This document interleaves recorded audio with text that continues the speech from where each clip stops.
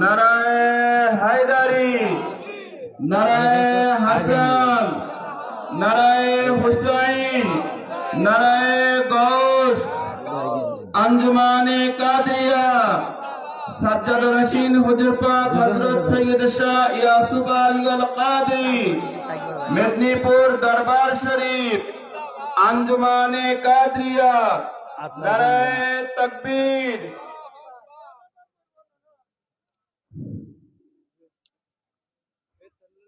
নাহমাদুহু ওয়া নুসাল্লি ওয়া নুসাল্লিম নাহমাদুহু ওয়া নুসাল্লি ওয়া নুসাল্লিম আলা রাসূলিহিল কারীমির রউফির রহিম ওয়া আলা আলিহি ওয়া আহলি বাইতিহিত তাইয়্যিবিন ওয়াত তাহিরিন ওয়াল মা'সুমিন আজমাইন, খুসুসান আলা سيدنا غوث العظم على جده النبينا عليه الصلاة والسلام. فقد قال الله تعالى في كلامه المجيد وفرقان الحميد: بسم الله الرحمن الرحيم.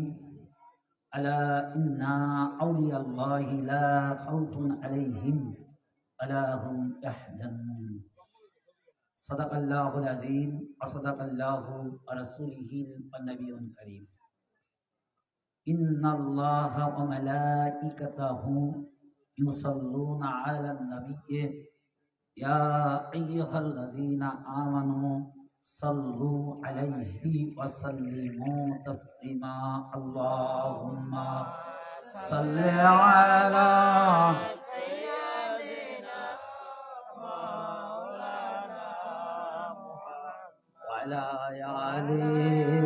سيدنا شفيعنا সবাই কুসজ করি আল্লাহুম্মা সাল্লি আলা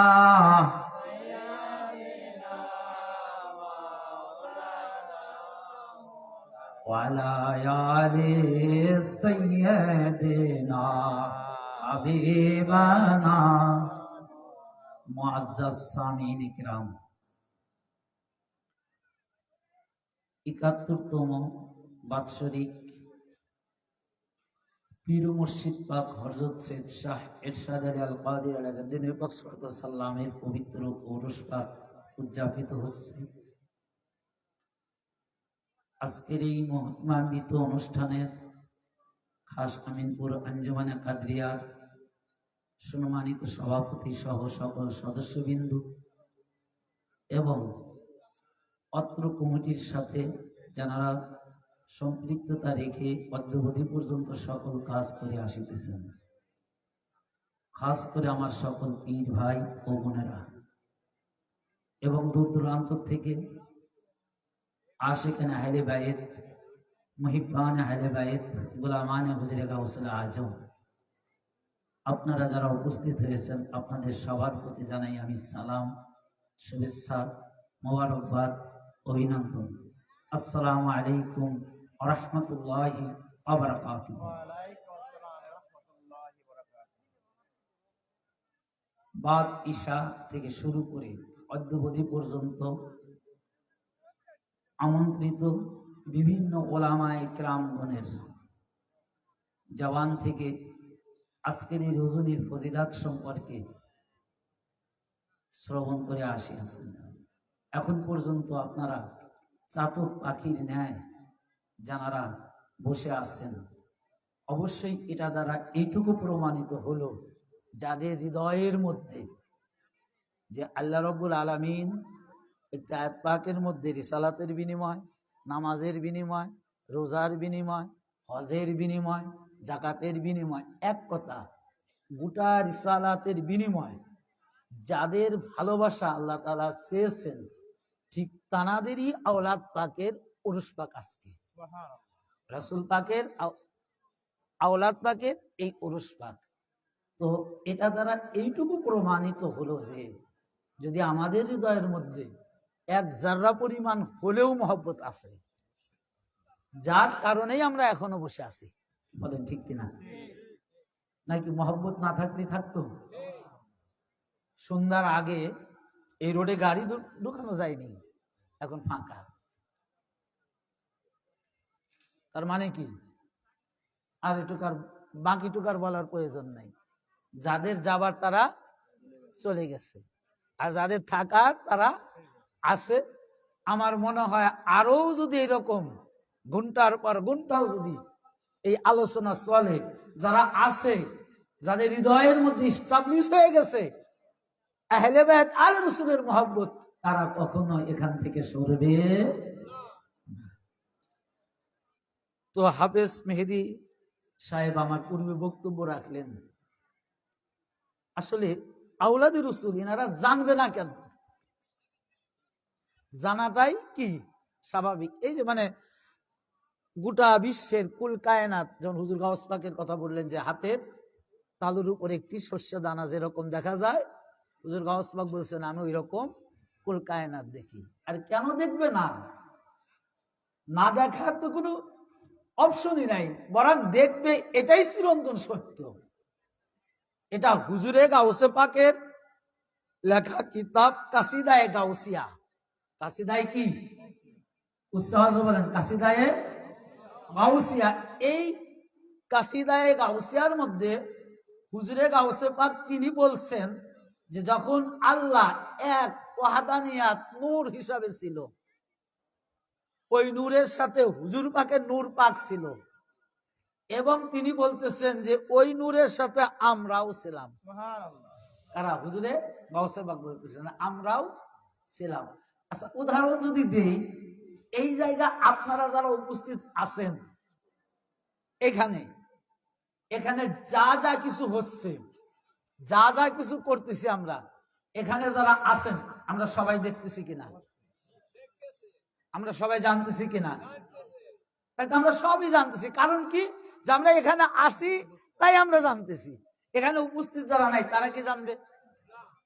তারা কি দেখতেছে? হয়তো আবার কেউ বলতে পারে যে বিজ্ঞানের যুগ, ইউটিউবে বা ফেসবুকে, ওটা আলাদা কথা। কিন্তু স্থানে থেকে আমি এটা বলছি, কারণ বাক্যগুলো বুঝতে হবে। কারণ সকালবেলায় বলবে যে মিথ্যে কথা কয়ে গেল, কি ঠিক না? তাহলে এখানে আমরা যারা আছি কেন দেখতেছি, কেন জানতেছি? যে এখানে আমরা সশরীরে উপস্থিত আছি, যার কারণে এখানে যা কিছু হচ্ছে আমরা স্বচক্ষে দেখতেছি।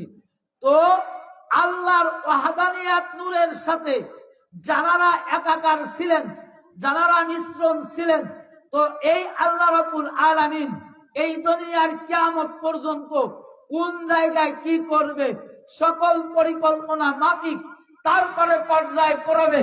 আল্লাহ রাব্বুল আলামিন এই ভূমণ্ডল এক এক করে সৃষ্টি করেছেন। তো আল্লাহর ওয়াহদানিয়াত নূরের সাথে যদি নূরে মুহাম্মদ বা রাসূল পাকের নূর পাক যদি থাকে, তো আল্লাহর পরিকল্পনার সাথে হুজুর পাকের নূর পাক ছিলেন, আলে রাসূলের নূর পাকও ছিলেন। এবং আজকে জানার ওরস পাক হচ্ছে তার নূর পাকও ওই নূরে ইলাহির সাথে একাকার ছিল যখন আল্লাহ তাআলা এই কুল কায়নাতের সমস্ত কিছু পরিকল্পনা করেছেন। আজকে যে রজনীতে পীর ও মুর্শিদ পাক হযরত সৈয়দ শাহ এরশাদ আলী আল কাদেরী স্বচক্ষে সশরীরে আল্লাহর নূরের সাথে একাকার থেকে সমস্ত কিছু পুঙ্খানুপুঙ্খানুরূপে ভাবে দেখেছে। অস্বীকার করার কায়দা আছে? আমি প্রথমে কোটেশন দিয়ে নিছি হুজুরে গাউসে পাকের কিতাব কাসিদায়ে গাউসিয়াত থেকে, যে হুজুরে গাউসে পাক এক বচন ব্যবহার করেন নাই যে আমি ছিলাম, বহু বচন ব্যবহার করেছে আমরাও ছিলাম। তার মানে কি?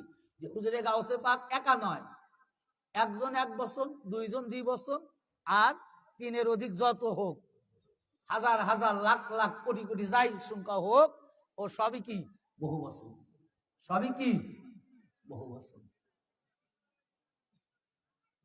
যেহেতু আজকে পীর মুর্শিদ পাকের উরুস পাক, খুবই বরকতপূর্ণ একটি রজনী। কেমন ওলি ছিলেন, কেমন ওলি ছিলেন, তার দুই একটি কারামাত পাক যদি আমরা প্রকাশ করি তাহলে বুঝতে পারবেন যে আসলে এটা কেমন ওলি। বিজ্ঞান ছাড়া, সায়েন্স ছাড়া কারো কোনো মায়ের গর্ভে সন্তান মেয়ে হবে কি ছেলে হবে কেউ বলতে পারে ভাই? আপনাদের এলাকায় এরকম কোনো দৈবেক আছে কিনা বা গণক আছে কিনা যা হাত দেখে বলে দিল যে এই মেয়ের গর্ভে সন্তান ছেলে, এই মেয়ের গর্ভে সন্তান মেয়ে? এরকম কোনো জ্ঞানী বা বিখ্যাত গণক আছে আপনাদের চোখে ধরা পড়ছে? আমার চোখে ধরা পড়ে নাই, আমার চোখে কিন্তু ধরা পড়ে নাই। তো হুজুরের পীর মুর্শিদ পাকের দরবারে অসংখ্য ভক্তরা আসতেন, বিভিন্ন রকমের ফরিয়াদ নিয়ে। কারো সন্তান ছেলে নাই, ছেলের জন্য আসতেন, কারো ছেলে আছে মেয়ে নাই, মেয়ের জন্য আসতেন। তো হুজুর পাক দয়ার সাগর, কাউকে নিরাশ করতেন না, যে যেটা যেরকম চাইতেন ওটা দিয়ে দিতেন। একজন ভক্ত তিনি আসলেন, হুজুর পাকের কাছে আরজি করলেন যে আমার তো অনেকগুলো কন্যা, একটা সন্তান অর্থাৎ ছেলে সন্তানের দরকার। তো হুজুর পাক তার হাত ধরলেন না। আমার হুজুর পাকরা কিন্তু ওই রকম না যে মুরিদানদের নিয়ে শরিয়াতের বহির্ভূত কাজ, মানে অনৈতিক ইসলামিক কাজ, এক কথা এগুলো কি করে না। কিন্তু এটা আপনারা যারা দেখেছেন, এক নজর দেখার জন্যই কত কষ্ট করতে হয়। আবার তাদের সাথে আবার একাকার হয়ে বিভিন্ন রকমের আলোচনা। কিন্তু হুজুর পাকরা তারা চেহারা দেখলে বলতে পারতেন এই যে আমার এই মুরিদান কি চায়। তো হুজুর পাক পীর মুর্শিদ পাক তিনি বললেন যে তোমার এবারে তোমার স্ত্রীর গর্ভের থেকে কন্যা হবে না, ছেলে হয়ে যাবে। তো শরিয়াতের মোল্লা শুনে ফেললেন। এরকম একটা পাকা আল্লামাতুদ্দাহার মুহাদ্দিস ছিলেন, তিনি শুনেই তো তার অবস্থা শুরু হয়ে গেছে। হ্যাঁ, কি শিরিক বিদআতপূর্ণ কথা, মানুষের গর্ভে কি আছে এটা বলে দেয়। ওই যুগে তো কোনো আল্ট্রাসোনোগ্রাফি ছিল না ভাই। আসলে এই যে আমরা যদি সৃষ্টির রহস্য সম্পর্কে আলোচনা করতে যাই, আমি ওইদিকে যাবো না, অল্প সময়। তো যাই হোক, আসলে ওটা নিয়েও যদি আমরা গবেষণা করতাম তবু অলিদের পাওয়ার সম্পর্কে আমাদের জ্ঞান আসতো, যদি সৃষ্টি সম্পর্কে আমরা একটু আলোচনা করতাম।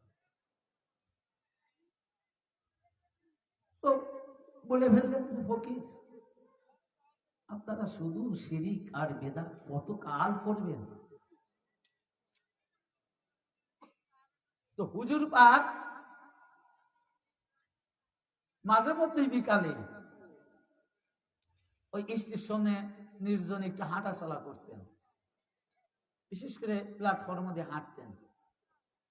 তো এমন সময় প্ল্যাটফর্মের গায়েতে লেখা থাকে নো অ্যাডমিশন, ইংরেজিতে, বাংলায় লেখা থাকে বিনা অনুমতিতে প্রবেশ নিষেধ। এরকম যে দেশে যে ভাষা, ওই ভাষাই লেখা থাকে। তো পীর মুর্শিদ পাক মাওলানা সাহেবকে জিজ্ঞাসছেন, হুজুর পাক কি জানে না নো অ্যাডমিশন মানে কি? হুজুর পাক কি জানে না নো অ্যাডমিশন মানে বিনা প্রয়োজনে প্রবেশ নিষেধ? তারপরে প্রশ্ন করলেন যে ভাই মাওলানা, এটা কি লেখা হয়? তো বলতেছে এখানে নো অ্যাডমিশন মানে কি, যে কোনো বিনা প্রয়োজনে বিনা অনুমতিতে এই কামরাতে সর্বসাধারণের প্রবেশ নিষেধ। কারণ হুজুর পাক বলতেছেন যে এই যে এরা কারা, এত লোক ঢুকে আছে ভিতরে, টিকিট মাস্টার, এমনি মাস্টার, কত অফিসার, পিয়ন, আবার চা নিয়ে যাচ্ছে আসতেছে, যে এরা এখানে এত এইভাবে আসা যাওয়া করতেছে, এদের তো কোনো অনুমতি লাগে না। তখন বলছে আরে এনারও তো অফিসের লোক, এনারও তো ঢুকবেই। ও, অফিসের লোক ঢুকতে পারে? হ্যাঁ, অফিসের লোক ঢুকতে পারে অফিসের কাজে। তো পীর মুর্শিদ পাক তখন বলতেছেন, যদি অফিসের লোক যদি তার অফিসে ঢুকতে কোনো কি বলে অনুমতির প্রয়োজন না হয়, অফিসের লোক যদি অফিসে নিঃস্বাধীন মতন কাজকর্ম করতে পারে, অফিসের লোক যদি অফিসের সমস্ত কিছু জানতে পারে। তো আমি তো সেই আল্লাহর অফিসের লোক, যেখানে আল্লাহ তাআলা যা কিছু করেছে আমি ওই জায়গা থেকে সবকিছু দেখেছি। আমি আল্লাহর ওয়াহদানিয়তের সাথে একাকার থেকে আমি এই ভূমণ্ডলে কি সৃষ্টি করবে আল্লাহ, আল্লাহর কি পরিকল্পনা ছিল, সমস্ত কিছু আমি আল্লাহর ওই ওয়াহদানিয়াত নূরের সাথে একাকার থেকে আমি সচক্ষে অবলোকন করেছি। তাহলে আমি কেন পারবো না? যদি একজন অফিসের সাধারণ লোক হয়ে যদি অফিসের সকল বিষয় বলতে পারে, তা আমি আল্লাহর অফিসের লোক হয়ে আল্লাহর অফিসের কথা কেন বলতে পারবো না? কারণ আমি প্রথমেই বলে নিয়েছি যে পীর ও মুর্শিদ পাক কিন্তু যেমন তেমন অলি না, মাদারজাত অলি। আল্লাহর ওয়াহদানিয়তের সাথে তিনি একাকার ছিলেন।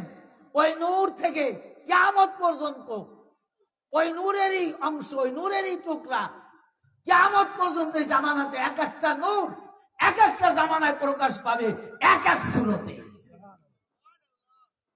এক এক জামানায় এক একটা নূর আসবে, আর এক এক সূরতে এক এক সূরতে সেই নূর গুলা প্রকাশ পাবে। যেমন এই জামানার নূর আমার হুজুর পাক হযরত সৈয়দ শাহ ইয়াসুফ আলী আল কাদির আল-জাদ্দি নবী আলাইহিস সালাতু ওয়াস সালাম জানার নেতৃত্বে, জানার তত্ত্বাবধানে আজকে এই পীর ও মুর্শিদ পাকের উরুস পাক এখানে উদযাপিত হচ্ছে। এটা কিন্তু সাংঘাতিক কথা, যেমন তেমন কথা নয়। পীর ও মুর্শিদ পাক এটা ওয়াহদানিয়াত নূরের সেই নূর। এখানে আমরা আজকে বুঝি না, আমরা জানি না, তাই আমরা অলিদের বিরুদ্ধে বিভিন্ন রকমের মন্তব্য, বিভিন্ন রকমের কথা আজ আমরা বলে থাকি। আরেকটি কারামত পাক, এই ভদ্রলোকের বাড়ি রাজবাড়ি, নাম হলো তাইজউদ্দিন। এই ভদ্রলোকের বাড়ি রাজবাড়ি। তৎকালীন সময় পীর ও মুর্শিদ পাকের মুরিদান ছিলেন। তো একটা পুকুর পরিষ্কার করতে গেছে, অনেক আবর্জনা ভরপুর। তো ওই পুকুর থেকে একটা বাচ্চারে একজনে সাপে দংশন করছে। তো সাপে দংশন করার পরে এখন কি হতে পারে বোঝেন? সাপে কাটা মানুষের অবস্থা কি হয়? খুবই অবস্থা খারাপ। তো কান্নাকাটি শুরু হয়ে গেছে। তো হুজুর পাক ওইটা শুনলেন, শোনার পরে তিনি বাহিরে আসলেন। ওখানে কি হলো, তখন হুজুর পাকের কাছে আরজি করা হলো যে মালিক, আপনার এক ভক্ত কামপাকে থেকে তাকে অমুক জায়গা থেকে সাপে দংশন করছে এবং খুবই অবস্থা আশঙ্কাজনক, বাসে কি মরবে এটা বলা যাচ্ছে না। বলে কোনো দাওয়া দেওয়া হয়েছে? বলে না। তখন হুজুর পাক একটি দাওয়া দিলেন, বলে এটা তুমি ওকে খাওয়াই দাও। খাওয়া দাওয়ার সাথে সাথে দেখেন কিরকম অলি। আজকে অলিদের বিরুদ্ধে আজ আমরা সব কিছু মানি, কিন্তু অলিদের কথা আমরা মানতে চাই না। আর আফসোস, খাওয়া দাওয়ার সাথে সাথে ওই সাপে দংশনকৃত ব্যক্তির বিষ পানি হয়ে গেছে, তিনি সুস্থ হয়ে গেছে। যদি ওই রকম কোন পাণ্ডিত্য ব্যক্তি এখন থাকতো, আমাদের দেশে সাপে কাটা লোক মারা যেত? কখনো মারা যেত না। আমার কথা বুঝতে পারছেন? শেষ রাত্রি ঘুমের একটু অভাব আছে, তাই না? তারপরেও কষ্ট করি, এটা একটা রহমতিময় রজনী। আপনারা আছেন ধৈর্যের সাথে। কাল রোজ মাহশরের দিন আপনাদের এই রায়টি আপনাদের সাক্ষী দিবে। আপনাদের সাক্ষী দিতে হবে না, ফেরেশতাদের সাক্ষী দিতে হবে না, এই রায়টি সশরীরে সাক্ষী দিবে যে ইয়া রাব্বুল আলামিন, আপনার মাহবুব, আপনার নবী, তার আওলাদ পাকের উরুস পাকে আপনার এই বান্দারা ঘুম সমস্ত কিছু ত্যাগ করে সারা রাত তারা তার ভালোবাসা কাটিয়ে দিয়েছে। আর কিছু দরকার আছে?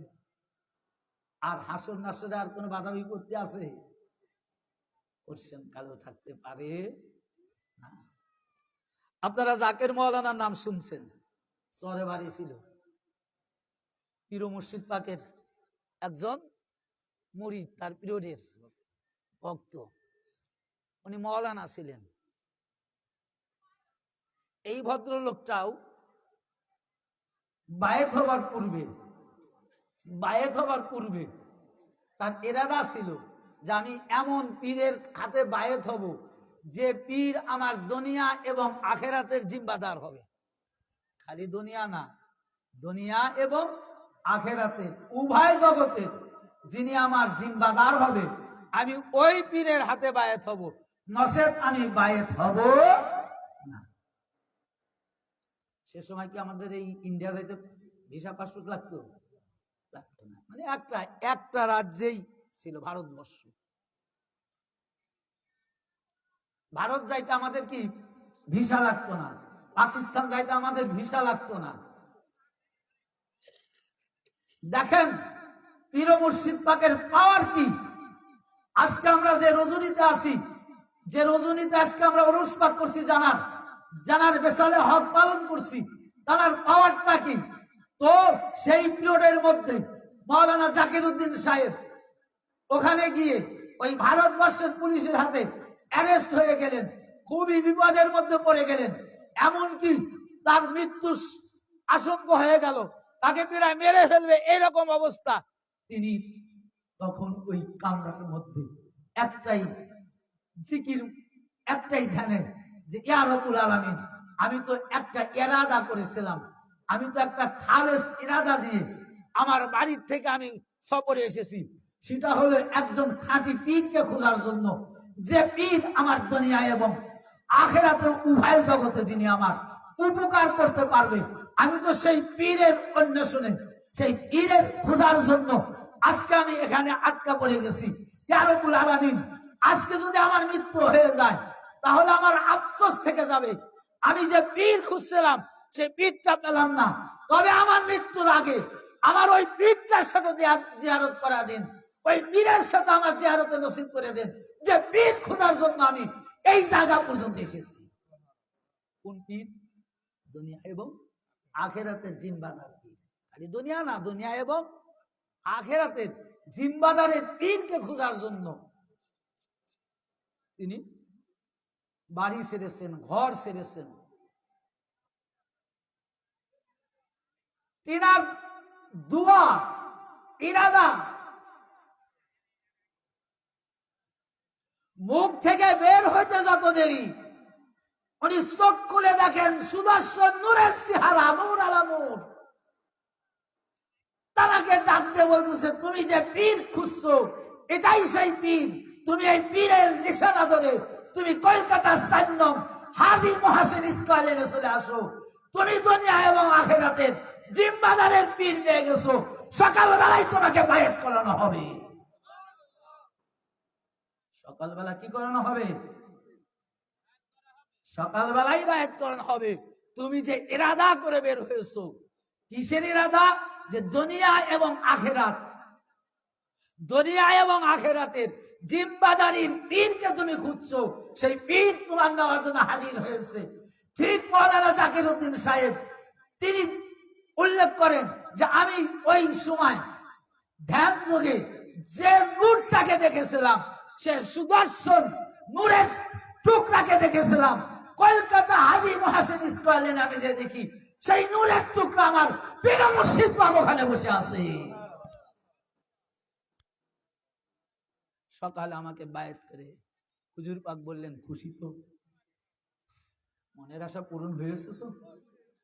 কারণ ওই যে মনের আশা, ওই যে নেক নিয়ত করে বের হয়েছে, কিসের জন্য? যে দুনিয়া এবং আখিরাতের জিম্মাদারি যিনি হবে তাকে খুঁজতেছে।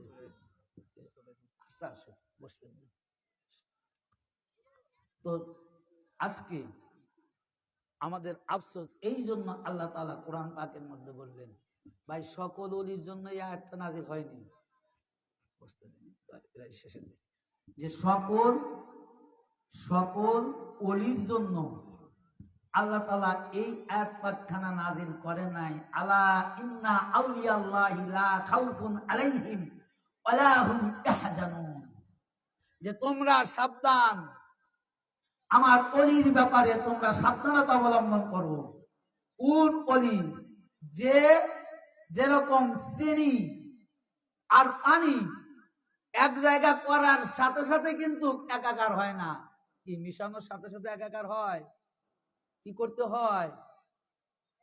ঘোটা লাগবে না, লাড়াচাড়া করতে করতে তারপরে। ঠিক আল্লাহর ওলিরা তারাই আল্লাহর সাথে একাকার হয়, যে আল্লাহর ইবাদত করতে করতে, আল্লাহর রিজাবন্দি পালন করতে করতে এমন একটা স্তরে চলে যায়, ফানাফির শেখ থেকে ফানাফির রাসূল, ফানাফির রাসূল থেকে ফানাফিল্লাহ, ফানাফিল্লাহর জগৎ থেকে বাকাবিল্লাহ, যখন বাকাবিল্লাহ পর্যন্ত, যখন একজন সাধারণ মানুষ ইবাদত করতে করতে যখন ওই স্তরে পৌঁছে যায়, বাকাবিল্লাহর পরে আর কোন স্তর থাকে না। আল্লাহর সর্বোচ্চ মাকাম বাকাবিল্লাহতে যখন পৌঁছে যায়, তখন তিনি আল্লাহর ওলি হয়ে যায়, এবং সেই কি হয়ে যায়, তখন আল্লাহর সাথে একাকার হয়ে যায়। আল্লাহর নূর যেখানে যেখানে বিরাজমান থাকে, ওই আল্লাহর ওলির নূর আল্লাহর সাথে সেখানে সেখানে বিরাজমান থাকে। আল্লাহ যে জায়গায় আল্লাহর অস্তিত্ব, ওখানে আল্লাহর ওলির অস্তিত্ব থাকে।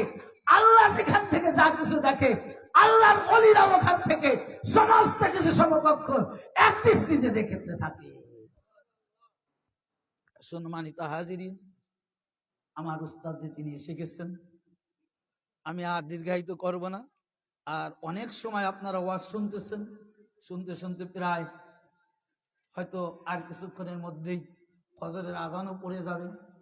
তো শেষ কথা এটাই যে আমাদের ভাগ্য ভালো, আমাদের নসিব ভালো, মালিক ও মাওলা পাক যেন এই আহলে বায়াতের আওলাদ পাক, আহলে বায়াতের উত্তরসূরি, বর্তমান জামানার ইমাম আমার আকা মাওলা হুজুর পাক কাওয়া কিবলার কদম পাকের ধুলিকণা করে যেন এই দুনিয়ার জিন্দেগি থেকে শেষ বিদায় নেওয়ার তৌফিক দান করুন।